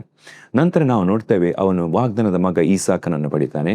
ಈಸಾಕನು 100 ವರ್ಷ ಪ್ರಾಯದಲ್ಲಿ ಪಡಿತಾನೆ. 100 ವರ್ಷದ ಪ್ರಾಯದಲ್ಲಿ ಪಡೆದ ನಂತರ ನಾವು ಒಂದು ದಿವಸ ದೇವರು ಅಬ್ರಾಮನೊಂದಿಗೆ ಮಾತನಾಡಿ ಹೇಳ್ತಾರೆ, ಆದಿಕಾಂಡ 22ನೇ ಅಧ್ಯಾಯದಲ್ಲಿ, ನಿನ್ನ ಪ್ರಿಯನಾಗಿರುವ ಒಬ್ಬನೇ ಮಗನನ್ನು ನನಗೆ ಸರ್ವಾಂಗಹೋಮವಾಗಿ ಯಜ್ಞ ಮಾಡು ಎಂಬುದಾಗಿ. ಆಗ್ಲೂ ಕೂಡ ಅಬ್ರಾಮನ ದೇವರ ಸ್ವರಕ್ಕೆ ವಿಧೇಯನಾಗ್ತಾನೆ, ದೇವರ ಮಾತಿಗೆ ವಿಧೇಯನಾಗ್ತಾನೆ. ತನ್ನ ಒಬ್ಬನೇ ಮಗನನ್ನು ಯಜ್ಞ ಮಾಡಲಿಕ್ಕೆ ಅವನು ಬೆಟ್ಟಕ್ಕೆ, ಮೊರಿಯಾ ದೇಶಕ್ಕೆ ಕರ್ಕೊಂಡು ಹೋಗ್ತಾನೆ. ಎವ್ರಿ ಡಿಸಿಷನ್, ಅಬ್ರಾಮನು ಪ್ರತಿಯೊಂದು ನಿರ್ಧಾರ ದೇವರ ಮಾತಿನಂತೆ, ದೇವರ ಸ್ವರದಂತೆ, ದೇವರು ಹೇಗೆ ಹೇಳಿದ್ರು ಹಾಗೆ ಮಾಡಿದ. ನಾವು ಅಬ್ರಾಮನನ್ನು ನಾವು ನೋಡ್ತೇವೆ. ನಂತರ ನಾವು ದೇವರು ಅಬ್ರಾಮನ ಬಗ್ಗೆ ಹೇಳ್ತಾರೆ, ನಾನು ನಿನ್ನನ್ನು ಆಶೀರ್ವದಿಸ್ತೇನೆ, ನಾನು ನಿನ್ನ ಆಶೀರ್ವಾದ ನಿಧಿಯಾಗಿ ಮಾಡ್ತೇನೆ, ನಿನ್ನ ಮೂಲಕ ಜನಾಂಗಗಳನ್ನು ಆಶೀರ್ವದಿಸ್ತೇನೆ ಎಂಬುದಾಗಿ. ಅಬ್ರಾಮನನ್ನು ಭೂಲೋಕದಲ್ಲಿರುವ ಎಲ್ಲ ಜನಾಂಗಗಳಿಗೆ ಮೂಲ ಪುರುಷನಾಗಿ ಮಾಡಿದರು. ಜನಾಂಗಗಳಿಗೆ ಮೂಲ ಪುರುಷನನ್ನಾಗಿ ಮಾಡಿದರು ಅಬ್ರಾಮನನ್ನು. ಅವನ ಸಂತತಿನ ಸಮುದ್ರದ ಉಸುಬಿನಾಗಿ ಮಾಡಿದರು, ಆಕಾಶದ ನಕ್ಷತ್ರಗಳಾಗಿ ಮಾಡಿದರು. ದೇವಕುಮಾರನು, ಮೆಸ್ಸಿಯನು, ರಕ್ಷಕನು, ಯೇಸು ಕ್ರಿಸ್ತನು, ಆತನು ಅಬ್ರಾಮನ ಸಂತತಿಯಲ್ಲಿ ಜನಿಸಿ ಬಂದನು. ಆತನ ಮೂಲಕ ಅಬ್ರಾಮನ ಸಂತತಿಗೆ ಈಗಲೂ ಕೂಡ ಜನರು ಸೇರಿಸಲ್ಪಡ್ತಾ ಇದ್ದಾರೆ. ಆತನ ಸಂತತಿ ಈಗ ಆಕಾಶದ ನಕ್ಷತ್ರಗಳಾಗಿ ಬೆಳೀತಾ ಇದೆ. ನಂತರ ದೇವರು ತನ್ನ ಜನರನ್ನು ಐಗುಪ್ತದಿಂದ ಬಿಡಿಸಲಿಕ್ಕೋಸ್ಕರ ಸೀನಾಯಿ ಬೆಟ್ಟದಲ್ಲಿ ಇಳಿದು ಬಂದಾಗ ಮೋಶೆಯೊಂದಿಗೆ ಮಾತನಾಡುವಾಗ ಮೋಶೆ, ನೀನು ಯಾವ ದೇವರು, ನಿನ್ನ ಹೆಸರೇನು ಎಂಬುದಾಗಿ ಕೇಳುವಾಗ ದೇವರು ಹೇಳ್ತಾರೆ, ನನ್ನ ಹೆಸರು ಇರುವಾತನು, ನಾನು ಅಬ್ರಾಮನ ದೇವರು, ನಾನು ಈಸಾಕನ ದೇವರು, ನಾನು ಯಾಕೋಬನ ದೇವರು ಅಂತ ಹೇಳ್ತಾರೆ. ಹಲ್ಲೆಲೂಯಾ! ಎಂಥ ಒಂದು ಅದ್ಭುತವಾದ ಮಾತು. ದೇವರು ತನ್ನನ್ನು ಗುರುತಿಸಿಕೊಳ್ಳುವಾಗ ದೇವರು ಹೇಳ್ತಾರೆ, ನಾನು ಅಬ್ರಾಮನ ದೇವರು ಎಂಬುದಾಗಿ. ಯೇಸು ಸ್ವಾಮಿ ಸುವಾರ್ತೆ ಸಾರುವಾಗ ಹೇಳ್ತಾರೆ, ದೇವರು ಜೀವಿತರಿಗೆ ದೇವರಾಗಿದ್ದಾರೆ ಹೊರತು ಸತ್ತವರಿಗೆ ದೇವರಲ್ಲ. ಆತನು ತನ್ನನ್ನು ಅಬ್ರಾಮನ ದೇವರು, ಈಸಾಕನ ದೇವರು, ಯಾಕೋಬನ ದೇವರು ಅಂತ ಹೇಳಿದ್ದಾನೆ ಎಂಬುದಾಗಿ. ಅದರ ಅರ್ಥ, ಅಬ್ರಾಮನು ಸದಾಕಾಲ ಜೀವಿಸುವವನಾದನು, ನಿತ್ಯ ನಿರಂತರದಲ್ಲಿ ಜೀವಿಸುವವನಾದನು. ಈಗಲೂ ಕೂಡ ಅಬ್ರಾಮನ ಮೂಲಕ ದೇವರು ಸಂತತಿಗಳನ್ನು, ಜನಾಂಗಗಳನ್ನು ಆಶೀರ್ವಾದ ಮಾಡ್ತಾ ಇದ್ದಾರೆ. ಹಲ್ಲೆಲೂಯಾ! ಇದಕ್ಕೆ ಮುಖ್ಯ ಕಾರಣ ಅಬ್ರಾಮನು ತೆಗೆದುಕೊಂಡ ನಿರ್ಧಾರ, ಅದು ದೇವರ ವಾಕ್ಯಾನುಸಾರವಾಗಿತ್ತು, ದೇವರ ಸ್ವರಕ್ಕೆ ಅನುಗುಣವಾಗಿತ್ತು. ಹಾಗಾಗಿ ಅವನ ಜೀವಿತ ಆಶೀರ್ವದಿಸಲ್ಪಟ್ಟಿತ್ತು. ಮುಂದೆ ನಾವು ನೋಡುವ ಮೋಶೆಯ ಬಗ್ಗೆ. ಮೋಶೆಯ ಜೀವಿತವನ್ನು ನಾವು ನೋಡುವಾಗ, ಮೋಶೆ ಹುಟ್ಟಿದಾಗ ಫರೋನನು ಇಬ್ರಿಯರೆಲ್ಲ ಗಂಡು ಮಕ್ಕಳನ್ನು ಸಾಯಿಸಬೇಕು ಎಂಬುದಾಗಿ ಒಂದು ಅಪ್ಪಣೆಯನ್ನು ಹೊರಡಿಸ್ತಾನೆ. ಆ ಮಧ್ಯದಲ್ಲಿ ಮೋಶೆ ಹುಟ್ಟುತ್ತಾನೆ. ಆ ಕಠಿಣ ಪರಿಸ್ಥಿತಿಯಲ್ಲಿ ಮೋಶೆ ಹುಟ್ಟುತ್ತಾನೆ. ಮೋಶೆಯನ್ನು 3 ತಿಂಗಳು ಅವನ ತಂದೆ ತಾಯಿ ಬಚ್ಚಿಡ್ತಾರೆ. ನಂತರ ಆ ಮಗುವನ್ನು ನೈಲ್ ನದಿಯ ಪಕ್ಕದಲ್ಲಿಡ್ತಾರೆ. ಆ ಮಗುವನ್ನು ಫರೋನನ ಕುಮಾರ್ತೆ, ಮಗಳೇ, ಅವಳನ್ನು ಅರಮನೆಗೆ ತೆಗೆದುಕೊಂಡು ಹೋಗ್ತಾನೆ. ಸೊ ದೇವರು ಮೋಶೆ ಅರಮನೆಯಲ್ಲಿ ಬೆಳೆಯುವಾಗೆ ಅವನಿಗೆ ಅವಕಾಶ ಮಾಡಿಕೊಡ್ತಾರೆ. ಈಗ ಮೋಶೆ ಫರೋನನ ಅರಮನೆಯಲ್ಲಿ ದೊಡ್ಡದಾಗ್ತಾ ಇದ್ದಾನೆ, ಬೆಳೆದು ಬರ್ತಾ ಇದ್ದಾನೆ. ಅವನು ಅರಮನೆಯ ಸಕಲ ವೈಭವಗಳನ್ನು ಅನುಭವಿಸ್ತಾ ಇದ್ದಾನೆ. ಫರೋನನ ಮಗನಾಗಿ ಅವನು ಬೆಳೆದು ಬರ್ತಾ ಇದ್ದಾನೆ. 40 ವರ್ಷ ಪ್ರಾಯದಲ್ಲಿ ಮೋಶೆ ಒಂದು ನಿರ್ಧಾರ ಮಾಡ್ತಾನೆ. ಈಗ ಮೋಶೆ ಅರಮನೆಯಲ್ಲಿ ಇರ್ತಿದ್ರೆ ಅವನು ನೆಕ್ಸ್ಟ್ ಫರೋನ ಆಗ್ಬೋದಿತ್ತು. ಯಾಕೆಂದರೆ ಅವನು ಫರೋನನ ಮಗನಾಗಿ ಅಲ್ಲಿ ಬೆಳೆದ. ಅರಮನೆಯಲ್ಲಿದ್ದ, ಸುಖ ಇತ್ತು, ಐಶ್ವರ್ಯ ಇತ್ತು, ಹಣ ಇತ್ತು, ಸ್ಥಾನಮಾನ ಇತ್ತು, ಎಲ್ಲ ಕೂಡ ಇತ್ತು. ಆದರೆ 40 ವರ್ಷ ಪ್ರಾಯಕ್ಕೆ ಮೋಶೆ ಒಂದು ಅಮೂಲ್ಯವಾದ ನಿರ್ಧಾರವನ್ನು ಮಾಡ್ತಾನೆ. ಏನಂದರೆ, ಈ ಪಾಪ ಭೋಗವನ್ನು ಮಾಡೋದಕ್ಕಿಂತ, ಈ ಅರಮನೆಯ, ಈ ಐಗುಪ್ತ ದೇಶದ ಪಾಪದಲ್ಲಿ ನಾನು ಇರುವುದಕ್ಕಿಂತ, ಈ ಅನ್ಯ ದೇವರ ಸಂಸರ್ಗದಲ್ಲಿ ನಾನು ಇರುವುದಕ್ಕಿಂತ, ಕ್ರಿಸ್ತನ ಮೂಲಕ ಬಾಧೆಯನ್ನು ಅನುಭವಿಸುವುದೇ ಉತ್ತಮ ಎಂಬುದಾಗಿ ಅವನು ನಿರ್ಧಾರ ಮಾಡಿ, ಅರಮನೆಯನ್ನು ತೊರಿತೇನೆ, ನಾನು ಅರಮನೆಯನ್ನು ಬಿಡ್ತೇನೆ ಎಂಬುದಾಗಿ ಅರಮನೆಯನ್ನು ಬಿಟ್ಟು ಓಡಿ ಹೋಗ್ತಾನೆ. ಯಾಕೆಂದರೆ ಅವನು ಬರುವ ಪ್ರತಿಫಲದ ಮೇಲೆ ಕಣ್ಣಿಟ್ಟಿದ್ದ. ನಿತ್ಯವಾಗಿ ಸಿಗುವ ದೇವರಿಂದ ಬರುವ ಪ್ರತಿಫಲದ ಮೇಲೆ ಅವನು ಕಣ್ಣಿಟ್ಟಿದ್ದ. ಅಲ್ಪವಾದ ಈ ಸಂತೋಷ, ಈ ಸುಖ ಭೋಗಗಳನ್ನು ಬಿಡಲಿಕ್ಕೆ ಅವನು ನಿರ್ಧಾರ ಮಾಡಿದ. ಇಬ್ರಿಯ 11ನೇ ಅಧ್ಯಾಯ 24ನೇ ವಚನದಲ್ಲಿ 27ನೇ ವಚನ ತನಕ ಓದುವ. ಮೋಶೆಯು ದೊಡ್ಡವನಾದ ಮೇಲೆ ಫರೋನನ ಕುಮಾರ್ತೆಯ ಮಗನೆನಿಸಿಕೊಳ್ಳುವುದು ಬೇಡವೆಂದೆಂದು ನಂಬಿಕೆಯಿಂದಲೇ ಸ್ವಲ್ಪ ಕಾಲ ಪಾಪ ಭೋಗಗಳನ್ನು ಅನುಭವಿಸುವುದಕ್ಕಿಂತ ದೇವರ ಜನರೊಂದಿಗೆ ಕಷ್ಟವನ್ನು ಅನುಭವಿಸುವುದೇ ಒಳ್ಳೆಯದೆಂದು ತೀರ್ಮಾನಿಸಿಕೊಂಡನು. ಐಗುಪ್ತ ದೇಶದ ಸರ್ವ ಐಶ್ವರ್ಯಕ್ಕಿಂತಲೂ ಕ್ರಿಸ್ತನ ನಿಮಿತ್ತವಾಗಿ ಉಂಟಾಗುವ ನಿಂದೇ ಶ್ರೇಷ್ಠ ಭಾಗ್ಯವೆಂದೆನಿಸಿಕೊಂಡನು. ಯಾಕೆಂದರೆ ಬರುವ ಪ್ರತಿಫಲದ ಮೇಲೆ ಕಣ್ಣಿಟ್ಟಿದ್ದನು ಎಂಬುದಾಗಿ. ಹಲ್ಲೆಲೂಯಾ! ಇಲ್ಲಿ ವಾಕ್ಯ ಸ್ಪಷ್ಟವಾಗಿ ಹೇಳ್ತದೆ, ಅಲ್ಪ ಕಾಲದ ಈ ಸುಖ ಐಶ್ವರ್ಯ ಭೋಗಕ್ಕಿಂತ, ಈ ಪಾಪ ಭೋಗಕ್ಕಿಂತ ಕ್ರಿಸ್ತನ ನಿಮಿತ್ತ ಬಾಧೆ ನಿಂದೆಯನ್ನು ಅನುಭವಿಸುವುದೇ ಶ್ರೇಷ್ಠ. ಯಾಕೆ ಅಂತ ಹೇಳಿದರೆ, ಅವನು ಬದುವ ಪ್ರತಿಫಲ ನಿತ್ಯವಾದ ಪ್ರತಿಫಲದ ಮೇಲೆ ಅವನು ಕಣ್ಣಿಟ್ಟಿದ್ದ ಎಂಬುದಾಗಿ ಸತ್ಯವೇದ ಹೇಳ್ತದೆ. ಪ್ರಿಯರೇ, ನಾವು ನೋಡುವಾಗ ಮೋಶೆ ಅರಮನೆಯನ್ನು ಬಿಡ್ತಾನೆ, ನಂತರ ಅವನು ಅಡವಿಯಲ್ಲಿ ಕುರಿಗಳನ್ನು ಮೇಯಿಸುವ ಆ ಕೆಲಸಕ್ಕೆ ಅವನು ತನ್ನನ್ನು ತಾನು ತೊಡಗಿಸಿಕೊಳ್ತಾನೆ. ದೊಡ್ಡ ಬದಲಾವಣೆ ಪ್ರಿಯರೇ. ಎಲ್ಲಿ ಐಶ್ವರ್ಯದಲ್ಲಿ ಅರಮನೆಯಲ್ಲಿ 40 ವರ್ಷ ಬೆಳೆದ ಒಬ್ಬ ಯೌವನಸ್ಥ ಹುಡುಗ ಈಗ ಕುರಿ ಮೇಯಿಸಲಿಕ್ಕೆ ಹೋಗ್ತಿದ್ದಾನೆ, ಅಡವಿಯಲ್ಲಿ ಕುರಿಯ ಹಿಂದೆ ಹೋಗ್ತಿದ್ದಾನೆ. ಅಲ್ಲಿ ಐಗುಪ್ತ ದೇಶದ ಸಕಲ ವಿದ್ಯೆಯಲ್ಲಿ ಈಸ್ ಅ ಎಜುಕೇಟೆಡ್ ಪರ್ಸನ್, ಸಕಲ ವಿದ್ಯೆಯಲ್ಲಿ ಅವನು ಪಾರಂಗತನಾಗಿದ್ದ. ಈಗ ಅವನು ಕುರಿ ಮೇಯಿಸ್ತಾ ಇದ್ದಾನೆ. ಅವನಿಗೆ ಈ ಲೋಕದ ಸ್ಥಾನಮಾನಗಳು ಬೇಡ, ನಾನು ನನ್ನ ದೇವರಿಗಾಗಿ ಜೀವಿಸ್ತೇನೆ, ನನಗೆ ಪರಲೋಕದಲ್ಲಿ ಸ್ಥಾನಮಾನಗಳು ಬೇಕು ಎಂಬುದಾಗಿ ಅವನು ಹಿಂಬಾಲಿಸಿದ. ನಿತ್ಯವಾದ ಸಂಗತಿ ಹಿಂಬಾಲಿಸಿದ. ನಾವು ನಂತರ ನೋಡುವಾಗ ಸೀನಾಯಿ ಬೆಟ್ಟದಲ್ಲಿ ದೇವರು ಮೋಶೆಯನ್ನು ಸಂಧಿಸ್ತಾರೆ. ಮೋಶೆಯನ್ನು ಸಂಧಿಸಿ ಮಾತನಾಡ್ತಾರೆ. ಈಗ ಫರೋನಿಗೆ, ಈಗ ಮೋಶೆಗೆ 80 ವರ್ಷ ಪ್ರಾಯ ಆಗಿದೆ, 80 years old. 40 ವರ್ಷ ಅವನು ಕುರಿ ಮೇಯಿಸ್ತಾನೆ, 40 years. ಸೀನಾಯಿ ಬೆಟ್ಟದಲ್ಲಿ ದೇವರು ಸಂಧಿಸಿ ಹೇಳ್ತಾರೆ, ನನ್ನ ಜನನ ಐಗುಪ್ತ ದೇಶದಿಂದ ಬಿಡಿಸಿ ನೀನು ತರಬೇಕು ಅಂತ ಹೇಳ್ತಾರೆ. ಈಗ 80 ವರ್ಷ ಪ್ರಾಯದಲ್ಲಿ ಮೋಶೆ ಒಂದು ನಿರ್ಧಾರವನ್ನು ಮಾಡಬೇಕಾಗಿತ್ತು. ಪುನಃ ಹೀಗೆ ಕುರಿ ಮೇಯಿಸ್ತಾ ಇರುವುದಾ, ಅಥವಾ ದೇವರು ಹೇಳಿದ ಸ್ವರಕ್ಕೆ ಕಿವಿ ಕೊಟ್ಟು ನಾನು ಪುನಃ ಐಗುಪ್ತ ದೇಶಕ್ಕೆ ಹೋಗುವುದಾ? ಅಲ್ಲಿ ಇಂಥ ದೊಡ್ಡ ಕೆಲಸಕ್ಕೋಸ್ಕರ ದೇವರನ್ನು ನೇಮಿಸ್ತಾ ಇದ್ದಾರೆ. ನನಗೆ ಪ್ರಾಯ 80 ವರ್ಷ ಆಗಿದೆ, ನಾನು ಈ ಕಾರ್ಯವನ್ನು ಮಾಡ್ಬೋದಾ? ನನಗೆ ಇದು ಆಗ್ತದಾ? ನಾನು ಇದಕ್ಕೆ ಮುಂದೆ ಹೋಗ್ಬೋದಾ? ಒಂದು ನಿರ್ಧಾರ ಮಾಡಬೇಕಾಗಿತ್ತು. ಆ ಸಮಯದಲ್ಲಿ ಕೂಡ ಮೋಶೆ ಮೊದಲಿಗೆ ಈ ಕಾರ್ಯ ನನಗೆ ಆಗುವುದಿಲ್ಲ ಎಂದು ಹೇಳಿದ್ರು ಕೂಡ ಕೊನೆಗೆ ದೇವರು ಅವನನ್ನು ಒಪ್ಪಿಸ್ತಾರೆ. ಅವನ ಆ ಕಾರ್ಯಕ್ಕೆ ಒಪ್ಪಿಕೊಳ್ತಾನೆ. ನಿಮ್ಮ ಪ್ರಾಯಗಳು, ವಯಸ್ಸು ಎಷ್ಟೇ ಆಗಿರಲಿ ಪ್ರಿಯರೇ, ನೀವು ತೆಗೆದುಕೊಳ್ಳುವ ನಿರ್ಧಾರಗಳು ಬಹಳ ಅಮೂಲ್ಯವಾದುದು, ಬಹಳ ಇಂಪಾರ್ಟೆಂಟ್ ಆಗಿರೋದು. ಆದಿಕ್ಕಿಂತ ಅಂತ್ಯ ಲೇಸು ಎಂಬುದಾಗಿ ಸತ್ಯ ಹೇಳ್ತದೆ. ನಾವು ಹೇಗೆ ಆರಂಭ ಮಾಡಿದ್ದೇವೆ ಅದು ಇಂಪಾರ್ಟೆಂಟ್ ಅಲ್ಲ, ನಾವು ಹೇಗೆ ಫಿನಿಶ್ ಮಾಡ್ತೇವೆ ಅದು ಇಂಪಾರ್ಟೆಂಟ್. ನಮ್ಮ ಈ ಜೀವಿತದ ಯಾತ್ರೆಯನ್ನು ನಾವು ಹೇಗೆ ಎಂಡ್ ಮಾಡ್ತೇವೆ ಅದು ಇಂಪಾರ್ಟೆಂಟ್. ಅನೇಕರಿಗೆ ಈ ಸಂದೇಶವನ್ನು ಕೇಳ್ತಾ ಇರುವಾಗ ಎಣಿಸ್ಬೋದು, ನನ್ನ ವಯಸ್ಸಾಗಿದೆ, ನನಗೆ ಪ್ರಾಯ ಆಗಿದೆ, ನನಗೆ ಮೊದಲೇ ಗೊತ್ತಿದ್ರೆ ನಾನು ದೇವರಿಗಾಗಿ ಏನಾದರೂ ಮಾಡ್ತಿದ್ದೆ, ದೇವರ ಸೇವೆ ಮಾಡ್ತಿದ್ದೆ, ನಾನು ಅದು ಮಾಡ್ತಿದ್ದೆ, ನಾನು ಇದು ಮಾಡ್ತಿದ್ದೆ ಎಂಬುದಾಗಿ ಅನೇಕರು ಎಣಿಸ್ತಾ ಇರ್ಬೋದು. ಆದರೆ ಪ್ರಿಯರೇ, ಆದಿಗಿಂತ ಅಂತ್ಯ ಲೇಸು. ನೀವು ದೇವರಿಗಾಗಿ ಏನಾದರೂ ಮಾಡಲಿಕ್ಕಿದೆಯಾ? ನಿಮ್ಮ ಜೀವಿತದಲ್ಲಿ ಶ್ರೇಷ್ಠವಾದದ್ದು ಏನಾದರೂ ಮಾಡಲಿಕ್ಕಿದೆಯಾ? ಅದಕ್ಕೆ ವಯಸ್ಸು ಅಡ್ಡಿ ಬರಬಾರ್ದು. ದೇವರು ಮಹತ್ತಾದ ಕಾರ್ಯವನ್ನು ಮಾಡ್ತಾರೆ. ನೀವು ನಿರ್ಧಾರ ಮಾಡುವಾಗ ದೇವರು ನಿಮ್ಮ ಮುಂದೆ ಚಲಿಸ್ತಾರೆ, ಮಹತ್ತಾದ ಶ್ರೇಷ್ಠವಾದ ಕಾರ್ಯವನ್ನು ಮಾಡ್ತಾರೆ. ಸೊ ಮೋಶೆ ನಿರ್ಧಾರ ಮಾಡಿದ 80 ವರ್ಷ ಪ್ರಾಯದಲ್ಲಿ ನಾನು ದೇವರ ಕಾರ್ಯವನ್ನು ಮಾಡಲಿಕ್ಕೆ ಮುಂದೆ ಹೋಗ್ತೇನೆ ಎಂಬುದಾಗಿ. ದೇವರು ಅವನಿಗೆ ಬಲವನ್ನು ಸುರಿಸಿದ್ರು, ಅವನಿಗೆ ಅಧಿಕಾರಗಳನ್ನು ಕೊಟ್ಟರು, ಅವನೊಟ್ಟಿಗೆ ಜನರನ್ನು ಕೊಟ್ಟರು. ಅವನು ದೇವರ ಸೇವೆಯನ್ನು ಮಾಡಿದ. ನಾವು ವಾಕ್ಯ ಭಾಗದ ಸ್ಪಷ್ಟವಾಗಿ ನೋಡ್ತೇವೆ. ಹೊಲದಲ್ಲಿ ಕೆಲಸ ಮಾಡಲಿಕ್ಕೆ ಬಂದವರಿಗೆ ದೇವರು ಕೂಲಿಯನ್ನು ಕೊಟ್ಟರು. ಬೆಳಿಗ್ಗೆ 6 ಗಂಟೆ ಬಂದವರಿಗೂ ಸಂಜೆ 5 ಗಂಟೆಗೆ ಬಂದವರಿಗೂ ದೇವರು ಒಂದೇ ಸಂಬಳ ಕೊಟ್ಟರು. ಹಲ್ಲೆಲೂಯಾ. ನಾವು ಯಾವ ಹಂತದಲ್ಲಿ ನಾವು ಹೇಗೆ ದೇವರಿಗೆ ಎಸ್ ಹೇಳ್ತೇವೋ ಆ ರೀತಿ ದೇವರು ನಮ್ಮ ಜೀವಿತದಲ್ಲಿ ಕಾರ್ಯ ಮಾಡ್ತಾರೆ. ಮೋಶೆ ಹೇಗೆ ಎಂಡಾದ? ಮೋಶೆ ಬಗ್ಗೆ ಧರ್ಮೋಪದೇಶ ಕಾಂಡದಲ್ಲಿ ನಾವು ಓದ್ತೇವೆ. ಅವನಿಗೆ 120 ವರ್ಷ ಪ್ರಾಯದಾಗ ಅವನ ದೇಹ ಬಿಟ್ಟನು. ಅವನ ದೇಹದಲ್ಲಿ ಕಣ್ಣು ಮಬ್ಬಾಗಲಿಲ್ಲ, ಅವನ ದೇಹದ ಬಲಗುಂದಲಿಲ್ಲ ಎಂಬುದಾಗಿ ಸತ್ಯವೇದ ಹೇಳ್ತದೆ. ಅಷ್ಟು ಮಾತ್ರ ಅಲ್ಲ, ಈ ಮೋಶೆಯನ್ನು ದೇವರು ಯಾವ ರೀತಿ ಉಪಯೋಗಿಸಿದಂದರೆ, ದೇವರೊಂದಿಗೆ ಮುಖಾಮುಖಿಯಾಗಿ ನೇರವಾಗಿ ಮಾತನಾಡುವ ಒಬ್ಬ ಭಕ್ತನಾಗಿ ಉಪಯೋಗಿಸಿದ್ರು. ಅಂತಿಂಥ ಪ್ರವಾದಿ ಅಲ್ಲ, ಬಹಳ ದೊಡ್ಡ ಪ್ರವಾದಿ. ಧರ್ಮೋಪದೇಶ ಕಾಣುವಲ್ಲಿ ವಾಕ್ಯ ಹೇಗೆ ಹೇಳ್ತದೆ, ಇಂಥ ಪ್ರವಾದಿ ಅಂದರೆ ಮೋಶೆ ಅಂತ ಪ್ರವಾದಿ ನಂತರ ಹುಟ್ಟಲೇ ಇಲ್ಲ ಎಂಬುದಾಗಿ.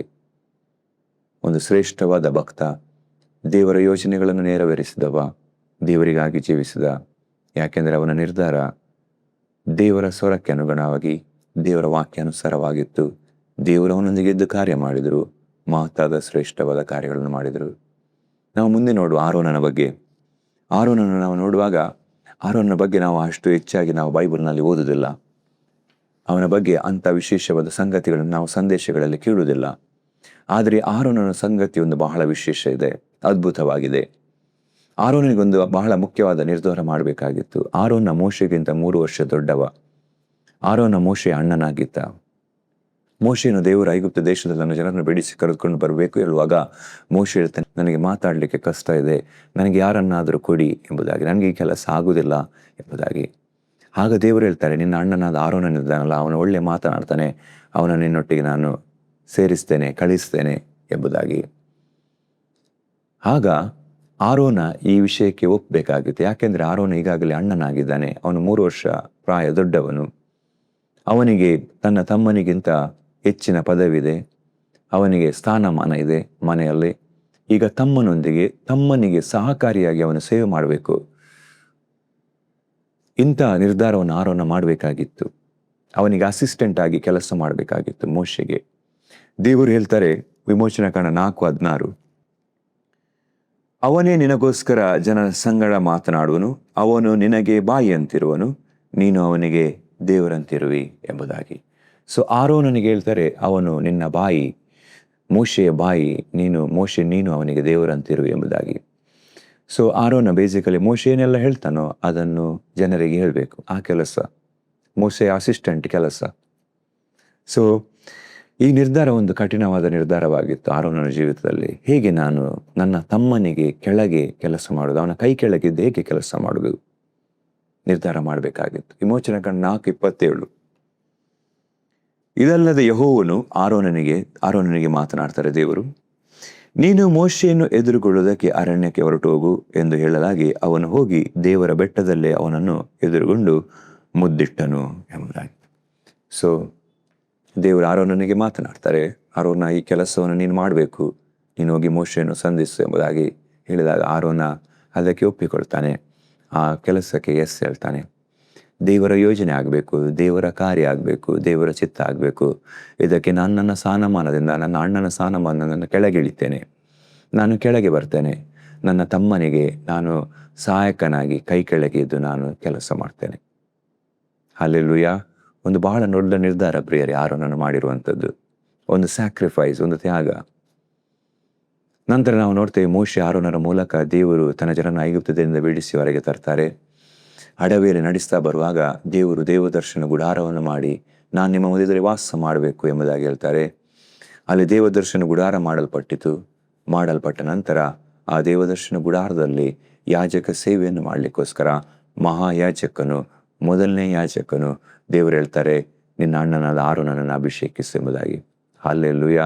ಬಹಳ ಅದ್ಭುತವಾದ ವಿಷಯ. ದೇವರು ಮರೆಯುವುದಿಲ್ಲ ಪ್ರಿಯರೇ. ನೀವು ದೇವರಿಗಾಗಿ ಏನು ತ್ಯಾಗ ಮಾಡಿದ್ದೀರಿ, ಏನು ಸ್ಯಾಕ್ರಿಫೈಸ್ ಮಾಡಿದ್ದೀರಿ, ಯಾವ ಸ್ಥಳವನ್ನು ಬಿಟ್ಟಿದ್ದೀರಿ, ಯಾವ ಸ್ಥಾನಮಾನ ಬಿಟ್ಟಿದ್ದೀರಿ, ದೇವರು ಮರೆಯುವುದಿಲ್ಲ. ದೇವರು ನಿಮಗೆ ಸ್ಥಾನಮಾನ ಕೊಡ್ತಾರೆ, ದೇವರು ನಿಮಗೆ ಅಧಿಕಾರವನ್ನು ಕೊಡ್ತಾರೆ. ಆರೋನನಿಗೆ ಕೊಟ್ಟರು, ಅವನನ್ನು ಮೊದಲನೇ ಮಹಾಯಾಜಕನನ್ನಾಗಿ ಮಾಡಿದರು. ಅಷ್ಟು ಮಾತ್ರ ಅಲ್ಲ ಪ್ರಿಯರೇ, ಆರೋನನ ಸಂತತಿಯೇ ಯಾಜಕ ಸೇವೆ ಮಾಡಬೇಕು ಎಂಬುದಾಗಿ ಲೇವಿ ಕುಲದಲ್ಲಿ ಆರೋನನ ಸಂತತಿಯನ್ನು ಆರಿಸಿದರು. ಹಲ್ಲೆಲೂಯಾ. ಆರೋನ ತೆಗೆದುಕೊಂಡ ನಿರ್ಧಾರ ಸಂತತಿಯನ್ನು ಆಶೀರ್ವಾದ ಮಾಡಿತು. ಹಾಗಾಗಿ ಅಬ್ರಾಮನನ್ನು ತೆಗೆದುಕೊಂಡ ನಿರ್ಧಾರ ಸಂತತಿಯನ್ನು ಆಶೀರ್ವಾದ ಮಾಡ್ತಾ ಇದೆ. ಇಲ್ಲಿ ಆರೋನನ ನಿರ್ಧಾರ ಕೂಡ ಮುಂದೆ ನಾವು ನೋಡ್ತೇವೆ. ದಾನಿಯೇಲನ ಬಗ್ಗೆ ದಾನಿಯೇಲನ ಜೀವಿತವನ್ನು ನಾವು ನೋಡುವಾಗ, ದಾನಿಯೇಲ ಯೌವನಸ್ಥ ಪ್ರಾಯನಾಗಿದ್ದ. ಅವನು ಇಸ್ರೇಲ್ ದೇಶದಿಂದ ಅವನು ಬಾಬೇಲ್ ದೇಶಕ್ಕೆ ಸೆರೆಯಾಗಿ ಹೋಗ್ತಾನೆ. ನೆಬೂಕದ್ನೆಚ್ಚರನ ಸಮಯದಲ್ಲಿ ಒಯ್ಯಲ್ಪಡ್ತಾನೆ ಅಲ್ಲಿಗೆ. ಸೊ ಆಗ ದಾನಿಯೇಲನಿಗೆ 16-17 ವರ್ಷ ಪ್ರಾಯ ಎಂಬುದಾಗಿ ಬೈಬಲ್ ಪಂಡಿತರು ಹೇಳ್ತಾರೆ. ಯೌವನಸ್ಥ ಹುಡುಗ, ಅವನು ಸೆರೆಯಾಗಿ ಹೋಗ್ತಾನೆ ಬಾಬೇಲ್ ದೇಶಕ್ಕೆ. ಅಲ್ಲಿ ನಾವು ನೋಡುವಾಗ ನೆಬೂಕದ್ನೆಚ್ಚರ ಒಂದು ಅಪ್ಪಣೆಯನ್ನು ಹೊರಡಿಸ್ತಾನೆ. ಏನಂತ ಹೇಳಿದರೆ, ತನ್ನ ದೇಶದಲ್ಲಿರುವ ಯೌವನಸ್ಥ ಹುಡುಗರನ್ನು ಅರಮನೆಯಲ್ಲಿ ತರಬೇಕು, ಅವರಿಗೆ ನಮ್ಮ ಕಸ್ದಿಯ ದೇಶದ ಶಾಸ್ತ್ರಗಳನ್ನು ಕಲಿಸಬೇಕು, ಇಲ್ಲಿಯ ರಾಜನೀತಿಗಳನ್ನು ಕಲಿಸಬೇಕು ಎಂಬುದಾಗಿ ಅವರನ್ನು ಟ್ರೈನ್ ಮಾಡಬೇಕು ಎಂಬುದಾಗಿ ಅನೇಕ ಯುವಕರನ್ನು ಕರ್ಕೊಂಡು ಬರ್ತಾನೆ. ಆಗ ಅದರಲ್ಲಿ ದಾನಿಯೇಲನು ಕೂಡ ಒಬ್ಬ. ಅಷ್ಟು ಮಾತ್ರ ಅಲ್ಲ, ಅವನು ಹೇಳ್ತಾನೆ, ಇಲ್ಲಿ ಅರಮನೆಯಲ್ಲಿ ಯಾವ ಫುಡ್ ಸರ್ವ್ ಆಗ್ತದೋ, ಯಾವ ಫುಡ್ ಕೊಡಲ್ಪಡ್ತದೋ ಅದನ್ನು ಅವರಿಗೆ ಕೊಡಬೇಕು ಎಂಬುದಾಗಿ ಅಪ್ಪಣೆ ಆಗ್ತದೆ. ಆ ಸಮಯದಲ್ಲಿ ದಾನಿಯೇಲ ಒಂದು ನಿರ್ಧಾರ ಮಾಡ್ತಾನೆ. ನಾನು ಈ ಅರಮನೆಯಲ್ಲಿ ಸರ್ವ್ ಆಗುವ, ನಾನು ದ್ರಾಕ್ಷರಸವನ್ನು ಕುಡಿಯುವುದಿಲ್ಲ, ನಾನು ನನ್ನನ್ನು ಅಶುದ್ಧಿ ಮಾಡುವುದಿಲ್ಲ ಎಂಬುದಾಗಿ ಯೌವನ ಪ್ರಾಯದಲ್ಲಿ ನಿರ್ಧಾರ ಮಾಡ್ತಾನೆ. ನಾನು ಪರಿಶುದ್ಧ ಜೀವಿಸ್ತಾ ಮಾಡ್ತೇನೆ, ನಾನು ದೇವರಿಗಾಗಿ ಜೀವಿಸ್ತೇನೆ ಎಂಬುದಾಗಿ ನಿರ್ಧಾರ ಮಾಡ್ತಾನೆ. ನಾವು ದಾನಿಯೇಲ 1ನೇ ಅಧ್ಯಾಯದ 8ನೇ ವಚನ ಓದ್ತೇನೆ. ಅಲ್ಲಿ ಹೀಗೆ ಬರೆಯಲ್ಪಟ್ಟಿದೆ, ದಾನಿಯೇಲನು ತಾನು ರಾಜನ ಭೋಜನ ಪದಾರ್ಥಗಳನ್ನು ತಿಂದು ರಾಜನು ಕುಡಿಯುವ ದ್ರಾಕ್ಷರಸವನ್ನು ಕುಡಿದು ತನ್ನನ್ನು ಅಶುದ್ಧ ಮಾಡಿಕೊಳ್ಳಲಾರೆನೆಂದು ನಿಶ್ಚಯಿಸಿ ಕಂಚುಕಿಯ ಅಧ್ಯಕ್ಷನಿಗೆ, ನಾನು ಅಶುದ್ಧನಾಗಲಾರೆ, ಕ್ಷಮಿಸು ಎಂದು ವಿಜ್ಞಾಪಿಸಿದಾಗ ದೇವರು ಕಂಚುಕಿಯರ ಅಧ್ಯಕ್ಷನ ಮನಸ್ಸಿನಲ್ಲಿ ದಾನಿಯೇಲನ ಮೇಲೆ ಕನಿಕರವನ್ನು, ದಯವನ್ನು ಹುಟ್ಟಿಸಿದನು. ಹಲ್ಲೆಲೂಯಾ. ಇಲ್ಲಿ ನಾವು ನೋಡುವಾಗ ದಾನಿಯೇಲ ಹೇಳ್ತಾನೆ, ನಿರ್ಧಾರ ಮಾಡ್ತಾನೆ, ನಾನು ಈ ದ್ರಾಕ್ಷರಸ ಕುಡಿದು ಅಶುದ್ಧನಾಗಲಾರೆ. ಅರಮನೆಯಲ್ಲಿ ಎಲ್ಲ ಯೌವನಸ್ಥರು ಕುಡಿತಾ ಇದ್ದಾರೆ, ಎಲ್ಲ ಯೌವನಸ್ಥರು ಎಲ್ಲರೂ ಇರುವಾಗ ಇರ್ತಾ ಇದ್ದಾರೆ, ಅವರು ಅದಕ್ಕೆ ಅಗ್ರಿ ಆಗಿದ್ದಾರೆ. ಆದರೆ ದಾನಿಯೇಲ, ಶದ್ರಕ್, ಮೇಷಕ, ಅಬೇದ್ನೆಗೋ ಎಂಬ 4 ಜನ ಇವರು ಹೇಳ್ತಾರೆ, ಇಲ್ಲ, ನಾವು ಅಶುದ್ಧರಾಗುವುದಿಲ್ಲ, ನಾವು ಮದ್ಯವನ್ನು ಸೇವನೆ ಮಾಡುವುದಿಲ್ಲ. ದೇವರು ಈಗ ಅವರು ತೆಗೆದುಕೊಂಡ ನಿರ್ಧಾರಕ್ಕೆ ಸಹಾಯ ಮಾಡ್ತಾರೆ. ಕಂಚುಕಿಯ ಹೃದಯದಲ್ಲಿ ದಾನಿಯೇಲನು ಮತ್ತು ಅವನ ಮಿತ್ರರ ಮೇಲೆ ದಯೆಯನ್ನು ಹುಟ್ಟಿಸ್ತಾರೆ, ಕನಿಕರನ್ನು ಹುಟ್ಟಿಸ್ತಾರೆ.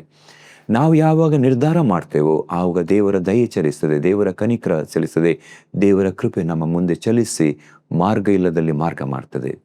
ದೇವರು ನಾವು ನಿರ್ಧಾರ ಮಾಡಲಿಕ್ಕೆ ಕಾಯ್ತಾ ಇದ್ದಾರೆ. ದೇವರ ನಂತರ ಅದ್ಭುತವಾದ ಕಾರ್ಯ ಮಾಡ್ತಾರೆ, ಶ್ರೇಷ್ಠವಾದ ಕಾರ್ಯವನ್ನು ಮಾಡ್ತಾರೆ. ಮುಂದೆ ನಾವು ನೋಡ್ತೇವೆ, ದಾನಿಯೇಲನಿಗೆ ಮತ್ತು ಶದ್ರಕ್, ಮೇಷಕ, ಅಬೇದ್ನೆಗೋಗೆ ಇತರ ಎಲ್ಲ ಯುವಕರಿಗಿಂತ ದೇವರು 10ರಷ್ಟು ಜ್ಞಾನವನ್ನು ಕೊಡ್ತಾರೆ. ಅವರೆಲ್ಲರಲ್ಲಿ ಪಾಂಡಿತ್ಯರಾಗ್ತಾರೆ. ಅವರಿಗೆ ಜ್ಞಾನ, ಬುದ್ಧಿ, ವಿವೇಕಗಳನ್ನು ಅಗಾಧವಾಗಿ ದೇವರು ಕೊಡ್ತಾರೆ. ಯಾಕೆ? ಅವರು ತೆಗೆದುಕೊಂಡ ನಿರ್ಧಾರ. ನಂತರ ನಾವು ನೋಡ್ತೇವೆ, ದಾನಿಯೇಲನು ಇಡೀ ಬಾಬೆಲ್ ದೇಶದಲ್ಲಿ ಘನವಂತನಾಗಿದ್ದ. ರಾಜರುಗಳು ಬದಲಾದಲು, ರಾಜತ್ವಗಳು ಬದಲಾಯಿತು, ಆದರೆ ದಾನಿಯೇಲನಾದರೂ ಘನವಂತನಾಗಿಯೇ ಇದ್ದ, ಉನ್ನತವಾದ ಪದವಿಯಲ್ಲೇ ಇದ್ದ. ಅವನ ಸ್ಥಿತಿ, ಸ್ಥಾನಮಾನ ಬದಲಾಗಲಿಲ್ಲ. ಯಾಕೆಂದರೆ ಅವನ ನಿರ್ಧಾರ ದೇವರ ವಾಕ್ಯಾನುಸಾರವಾಗಿತ್ತು, ದೇವರಿಗೆ ವಿಧೇಯವಾಗಿತ್ತು. ನಾವು ಮುಂದೆ ನೋಡುವ ಮರಿಯಳ ಬಗ್ಗೆ. ಮರಿಯಳಿಗೆ ಅವಳ ಜೀವಿತದಲ್ಲಿ ಒಂದು ನಿರ್ಧಾರವನ್ನು ಮಾಡಬೇಕಾಗಿತ್ತು. ಮರಿಯಳು ನಾವು ನೋಡುವಾಗ ಲೂಕನ ಬರೆದ ಸುವಾರ್ತೆ 1ನೇ ಅಧ್ಯಾಯದಲ್ಲಿ ನಾವು ನೋಡ್ತೇವೆ, ಅವಳಿಗೆ ನಿಶ್ಚಿತಾರ್ಥ ಆಗಿತ್ತು. ಯೋಸೇಫನೊಂದಿಗೆ ನಿಶ್ಚಿತಾರ್ಥ ಆಗಿದೆ, ಸ್ವಲ್ಪ ಸಮಯದಲ್ಲಿ ಮದುವೆ ಇದೆ. ಅಂತಹ ಪರಿಸ್ಥಿತಿಯಲ್ಲಿ ಅವರು ಇಳುವಾಗ ಅವು ಗಬ್ರಿಯೇಲನು ಬಂದು ಅವರಿಗೆ ದೇವರ ವಾರ್ತೆಯನ್ನು, ದೇವರ ಸಂದೇಶವನ್ನು ಹೇಳ್ತಾರೆ. ನೀನು ಗರ್ಭ ಧರಿಸ್ತೀಯಾ, ನೀನು ಪವಿತ್ರ ಶಿಶುಗೆ ಜನ್ಮ ನೀಡ್ತೀಯಾ ಎಂಬುದಾಗಿ ಹೇಳುವಾಗ ಅವಳಿಗೆ ಆಶ್ಚರ್ಯ ಆಗ್ತದೆ. ಅವಳು ಹೇಳಿದ, ನಾನು ಪುರುಷನನ್ನು ಅರಿತವಳಲ್ಲ, ಇದು ಹೇಗೆ ಆಗುವುದು ಅಂತ ಹೇಳುವಾಗ ದೇವದೂತನು ಹೇಳ್ತಾನೆ, ನಿನ್ನ ಮೇಲೆ ಪವಿತ್ರಾತ್ಮ ಬರುವುದು, ಹುಟ್ಟುವ ಮಗು ಪವಿತ್ರ ಶಿಶು ಎನಿಸಿಕೊಳ್ಳುವುದು ಎಂಬುದಾಗಿ. ಈಗ ಮರಿಯಳು ಒಂದು ಬಹಳ ದೊಡ್ಡ ನಿರ್ಧಾರ ಮಾಡಬೇಕಾಗಿತ್ತು ಅವಳ ಲೈಫ್ನಲ್ಲಿ. ಯಾಕೆಂದರೆ ಅವಳು ಈಗಾಗಲೇ ನಿಶ್ಚಿತಾರ್ಥ ಆಗಿದೆ, ಇನ್ನೇನು ಸ್ವಲ್ಪ ಸಮಯದಲ್ಲಿ ಮದುವೆ ಆಗಲಿಕ್ಕಿದೆ. ಎಲ್ಲವೂ ಕೂಡ ಒಳ್ಳೆ ರೀತಿಯಲ್ಲಿ ಕಂಫರ್ಟೇಬಲ್ ಆಗಿ ಹೋಗ್ತಾ ಇದೆ. ಅವಳು ಅನೇಕ ಸಮಯದ ಕನಸು, ಮದುವೆಗೆ ಎಲ್ಲ ಇನ್ವಿಟೇಷನ್ಗಳನ್ನು ಹಂಚಿಯಾಗಿದೆ, ಎಲ್ಲ ಸಿದ್ಧತೆಗಳನ್ನು ಮಾಡಿ ಆಗಿದೆ. ಈ ಸಮಯದಲ್ಲಿ ಅವಳು ಗರ್ಭಿಣಿ ಆಗುವ ಸಂದೇಶ ಬರ್ತಾ ಇದೆ. ಇಷ್ಟು ತನಕ ಅವಳು ಕೇಳಲಿಲ್ಲ ಇಂಥ ವಿಷಯಗಳನ್ನು. ಈಗ ಅವಳು ನಿರ್ಧಾರ ಮಾಡಬೇಕು. ಈಗ ಅವಳು ತೆಗೆದುಕೊಂಡ ನಿರ್ಧಾರದಲ್ಲಿ ಅನೇಕ ಪರಿಣಾಮಗಳು ಅವಳು ಯೋಚಿಸುವ ಹಾಗೆ ಆಗ್ಬೋದು. ಅವಳ ಮದುವೆ ಬಿದ್ದು ಹೋಗ್ಬೋದು, ಅವಳಿಗೆ ಅಪಮಾನ ಆಗ್ತದೆ, ಅವಳ ತಂದೆ ತಾಯಿಗೆ ಅಪಮಾನ ಆಗ್ತದೆ, ಅವನ ಬಂಧು ಮಿತ್ರರಿಗೆ, ಅಕ್ಕ ತಂಗಿಯರಿಗೆ, ಅಣ್ಣ ತಮ್ಮಂದಿರಿಗೆ ಅವರಿಗೆ ಅಪಮಾನ ಆಗ್ತದೆ. ನಂತರ ಅಷ್ಟು ಮಾತ್ರವಲ್ಲ, ಅವಳು ಮದುವೆ ಇಲ್ಲದೆ ಗರ್ಭಿಣಿ ಆಗುವಾಗ ಅವಳು ವ್ಯಭಿಚಾರವೆಂಬ ಆಪಾದನೆಗೆ ಬೀಳ್ತಾಳೆ. ಧರ್ಮಶಾಸ್ತ್ರದ ಮೂಲಕ ವ್ಯಭಿಚಾರ ಮಾಡಿದರೆ ಕಲ್ಲೋಡಿ ಸಾಯಿಸ್ತಾರೆ. ಸೊ ಇಂತೆಲ್ಲ ಸಂಗತಿ ಆಗಲಿಕ್ಕೆ ಅಲ್ಲಿ ದಾರಿಗಳಿತ್ತು. ಅಂಥ ಪರಿಸ್ಥಿತಿಯಲ್ಲಿ ಮರಿಯಳು ನಿರ್ಧಾರ ಮಾಡಬೇಕಾಗಿತ್ತು. ಆದರೆ ಮರಿಯಳು ನಿರ್ಧಾರ ಮಾಡ್ತಾಳೆ, ನಾನು ಕರ್ತನ ದಾಸಿ, ನನ್ನ ದೇವರು ವಾಕ್ಯದಲ್ಲಿ ಏನು ಹೇಳಿದಾರೋ ನಾನು ಹಾಗೆ ಮಾಡ್ತೇನೆ ಎಂಬುದಾಗಿ. ನಾವು ಲೂಕ 1:38 ಓದುವ, ಆಗ ಮರಿಯಳು, ಇಗೋ ನಾನು ಕರ್ತನ ದಾಸಿ, ನಿನ್ನ ಮಾತಿನಂತೆ ನನಗಾಗಲಿ ಅಂದಳು. ಆಮೇಲೆ ಆ ದೂತನು ಆಕೆಯ ಬಳಿಯಿಂದ ಹೊರಟು ಹೋದ. ಹಲ್ಲೆಲೂಯಾ. ಮರಿಯಳು ಹೇಳ್ತಾಳೆ, ನಾನು ದೇವರ ದಾಸಿ, ನಾನು ಕರ್ತನ ದಾಸಿ, ನಾನು ದೇವರ ವಾಕ್ಯಕ್ಕೆ ವಿಧೇಯಲಾಗಿ ಬದುಕುವವಳು. ನನ್ನ ಜೀವಿತದಲ್ಲಿ ಇದು ಏನೇ ಆಗಲಿ ಬೇಕಾದರೆ ನನ್ನ ಆಸೆ ಆಕಾಂಕ್ಷೆಗಳನ್ನು ಈಡೇರಿಸುವುದು ಮುಖ್ಯ ಅಲ್ಲ, ನನ್ನ ಪರಲೋಕದ ತಂದೆಯ ಚಿತ್ತವನ್ನು ಈಡೇರಿಸುವುದು ಮುಖ್ಯ. ಅವಳಿಗೆ ಗೊತ್ತಾಯಿತು, ನಾನು ಈ ಲೋಕದಲ್ಲಿ ಹುಟ್ಟಿದ್ದೆ ಯೇಸುವಿಗೆ ಗರ್ಭ ಧರಿಸಲಿಕ್ಕೆ ಎಂಬುದಾಗಿ, ನಾನು ಆರಿಸಿಕೊಂಡ ಪಾತ್ರೆ ಎಂಬುದಾಗಿ ಅವಳಿಗೆ ಗೊತ್ತಾಯಿತು. ಅವಳು ನಿರ್ಧಾರವನ್ನು ತೆಗೆದುಕೊಂಡ್ಳು, ದೇವರ ಮಾತಿಗೆ ವಿಧೇಯಲಾದ್ಲು. ನಾವೀಗ ನೋಡ್ತೇವೆ, ಮರಿಯಳು ಆಶೀರ್ವದಿಸಲ್ಪಟ್ಟವಳು, ಯೇಸುವಿನ ತಾಯಿ. ಅನೇಕರಿಗೆ ಇಷ್ಟ ಇರ್ಬೋದು ನಾನು ಯೇಸುವಿನ ತಾಯಿ ಆಗ್ತಿದ್ದೆ ಎಂಬುದಾಗಿ, ಆದರೆ ಆ ನಿರ್ಧಾರವನ್ನು ತೆಗೆದುಕೊಳ್ಳುವಾಗ ಅವಳಿಗೆ ಬಹಳ ದೊಡ್ಡ ಪರೀಕ್ಷೆ ಇತ್ತು. ಆ ನಿರ್ಧಾರವನ್ನು ತೆಗೆದುಕೊಂಡ್ಳು. ಅವಳ ಜೀವಿತ ಈಗಲೂ ಕೂಡ ಆಶೀರ್ವದಿಸಲ್ಪಟ್ಟ ಆ ದೇವರ ಸೇವಕಿಯಾಗಿ, ದೇವರ ಪಾತ್ರೆಯಾಗಿ ಅವಳು ನಮ್ಮ ಮಧ್ಯದಲ್ಲಿ ಸಾಕ್ಷಿಯಾಗಿ ಮಾತನಾಡಪಡ್ತಾಳೆ. ಹಲ್ಲೆಲೂಯಾ. ಇದು ಬಹಳ ಅದ್ಭುತವಾದ ವಿಷಯ, ಅದ್ಭುತವಾದ ಸಂಗತಿ. ಮರಿಯಳ ನಿರ್ಧಾರ ಬಹಳ ಶ್ರೇಷ್ಠವಾಗಿತ್ತು, ಉನ್ನತವಾದ ರಿಸಲ್ಟ್ಗಳನ್ನು ಮಾಡಿತ್ತು. ಹೌದು ಪ್ರಿಯರೇ, ನಿಮ್ಮ ಜೀವಿತದಲ್ಲಿ ನೀವು ಏನು ನಿರ್ಧಾರ ಮಾಡ್ತೀರಿ ಅದು ಬಹಳ ಮುಖ್ಯ. ನಿಮ್ಮ ನಿರ್ಧಾರಗಳು ದೇವರ ಮಾತಿನಂತೆ, ದೇವರ ಆತ್ಮನ ಪ್ರೇರಣೆಯಾಗಿ ಆಗಿರುವುದಾದರೆ ದೇವರು ನಿಮ್ಮೊಂದಿಗೆ ಚಲಿಸ್ತಾರೆ, ಮಹತ್ತಾದ ಕಾರ್ಯಗಳನ್ನು ಮಾಡ್ತಾರೆ, ಶ್ರೇಷ್ಠವಾದ ಕಾರ್ಯಗಳನ್ನು ಮಾಡ್ತಾರೆ. ನಮ್ಮ ಇಷ್ಟ, ನಮ್ಮ ಆಸೆ, ನಮ್ಮ ಬಯಕೆಗಳನ್ನು ಹಿಂಬಾಲಿಸುವುದಲ್ಲ, ದೇವರ ಸ್ವರ, ದೇವರ ಹೃದಯದ ಆಶೆ, ದೇವರ ಇಷ್ಟಗಳನ್ನು ನಾವು ಹಿಂಬಾಲಿಸಿ ಅದರ ಪ್ರಕಾರ ನಿರ್ಧಾರವನ್ನು ತೆಗೆದುಕೊಳ್ಬೇಕು. ಅಷ್ಟು ಮಾತ್ರ ಅಲ್ಲ, ನಾವು ತೆಗೆದುಕೊಳ್ಳುವ ನಿರ್ಧಾರಗಳು ನಮ್ಮ ಜೀವಿತವನ್ನು ಎಫೆಕ್ಟ್ ಮಾಡೋದು ಮಾತ್ರ ಅಲ್ಲ, ನಮ್ಮ ಸಂತತಿಯ ಜೀವಿತವನ್ನು ಕೂಡ ಎಫೆಕ್ಟ್ ಮಾಡ್ತದೆ. ಹೇಗಾಗಿ ನಾವು ಅಬ್ರಾಮ ಆರೋನನ ಜೀವಿತದಲ್ಲಿ ನೋಡಿದೆ, ಅವರು ತೆಗೆದುಕೊಂಡ ನಿರ್ಧಾರ ಅವರ ಸಂತತಿಯನ್ನು ಆಶೀರ್ವಾದ ಮಾಡಿತು. ಅಷ್ಟು ಮಾತ್ರ ಅಲ್ಲ, ನಾವು ತೆಗೆದುಕೊಳ್ಳುವ ನಿರ್ಧಾರ ಈ ಭೂಲೋಕದಲ್ಲಿ ನಮ್ಮ ಜೀವಿತವನ್ನು, ಸ್ಥಾನಮಾನಗಳನ್ನು ಅದು ನಿರ್ಧರಿಸುವುದು ಮಾತ್ರ ಅಲ್ಲ, ಪರಿಣಾಮ ಬೀರುವುದು ಮಾತ್ರ ಅಲ್ಲ, ಪರಲೋಕದಲ್ಲಿ ನಾವು ಪರಲೋಕಕ್ಕೆ ಹೋಗ್ತೇವಾ ಅಥವಾ ಪರಲೋಕದಲ್ಲಿ ನಮ್ಮ ಸ್ಥಾನಮಾನ ಏನಿದೆ, ನಿತ್ಯತ್ವದಲ್ಲಿ ನಮ್ಮ ಸ್ಥಾನ ಏನಿದೆ ಎಂಬುದನ್ನು ಕೂಡ ಅದು ಪರಿಣಾಮ ಬೀಳ್ತದೆ. ಹೌದು ಪ್ರಿಯರೇ, ಇವತ್ತಿನ ಸಂದೇಶದ ವಿಷಯ ಇಷ್ಟೇ, ನಿರ್ಧಾರ, ಡಿಸಿಷನ್. ನಿಮ್ಮ ಪ್ರತಿಯೊಂದು ನಿರ್ಧಾರ ದೇವರ ವಾಕ್ಯಾನುಸಾರವಾಗಿರಲಿ, ಪವಿತ್ರಾತ್ಮನ ಪ್ರೇರಣೆಯಿಂದಾಗಲಿ. ನಿಮ್ಮ ಆಸೆ, ನಿಮ್ಮ ಬಯಕೆ, ನಿಮ್ಮ ಸ್ವಂತ ಇಚ್ಛೆ, ನಿಮ್ಮ ಸ್ವಂತ ಆಲೋಚನೆಗಳನ್ನು ಹಿಂಬಾಲಿಸಬೇಡಿ. ದೇವರು ನಿಮ್ಮನ್ನು ಆಶೀರ್ವಾದ ಮಾಡಲಿ. ನಾವು ಪ್ರಾರ್ಥನೆ ಮಾಡುವ. ಪ್ರೀತಿಯ ಪರಲೋಕದಲ್ಲಿರುವ ತಂದೆ ಆ ದೇವರೇ, ಯೇಸು ಕ್ರಿಸ್ತನ ಪರಿಶುದ್ಧ ನಾಮದಲ್ಲಿ ನಿಮ್ಮ ಪಾಸನ್ನು ಹಾಕಿ ಬಂದೇವೆ. ತಂದೆ, ನಿಮ್ಮ ಅದ್ಭುತನು, ಮಹಾಪರಿಶುದ್ಧನು, ಅದ್ವಿತೀಯನಾದ ದೇವರು ನೀವು ಸ್ವಾಮಿ. ವಾಕ್ಯ ಸಂದೇಶದಲ್ಲಿ ಪ್ರತಿಯೊಬ್ಬರೊಂದಿಗೆ ಮಾತನಾಡಿದಿರಿ, ಪ್ರತಿಯೊಬ್ಬರನ್ನು ಸ್ಪರ್ಶಿಸಿದಕ್ಕಾಗಿ ಸ್ತೋತ್ರ. ಈ ವಾಕ್ಯವು ಸ್ವಾಮಿ ಅವರ ಜೀವಿತದಲ್ಲಿ ಆಳವಾಗಿ ಬೇರೂರಲಿ, 100ರಷ್ಟು ಫಲ ಕೊಡಲಿ, ಮಹತ್ತಾದ ಕಾರ್ಯ ಮಾಡಿ, ಶ್ರೇಷ್ಠವಾದ ಕಾರ್ಯವನ್ನು ಮಾಡಿ ಸ್ವಾಮಿ. ಸ್ವಾಮಿ ಸಂದೇಶನ ಕೇಳು ಪ್ರತಿಯೊಬ್ಬರನ್ನು ಆಶೀರ್ವಾದ ಮಾಡಿ. ಅಬ್ಬಾ ಸ್ವಾಮಿ, ದೇಹದಲ್ಲಿ ಸ್ವಸ್ಥತೆ ಉಂಟಾಗಲಿ, ಹೀಲಿಂಗ್ ಉಂಟಾಗಲಿ ಸ್ವಾಮಿ, ಮನಸ್ಸಿನಲ್ಲಿ ಹೀಲಿಂಗ್, ಸ್ವಸ್ಥತೆ ಉಂಟಾಗಲಿ, ಬಿಡುಗಡೆಗಳುಂಟಾಗಲಿ ಸ್ವಾಮಿ. ಮಹತ್ತಾದ ಶ್ರೇಷ್ಠವಾದ ಕಾರ್ಯವನ್ನು ಮಾಡಿ ಸ್ವಾಮಿ. ನಿಮ್ಮ ನಾಮ ನಿಮ್ಮ ಮಕ್ಕಳ ಮೂಲಕ ಮಹಿಮೆ ಹೊಂದಲಿ ರಾಜ. Thank you lord.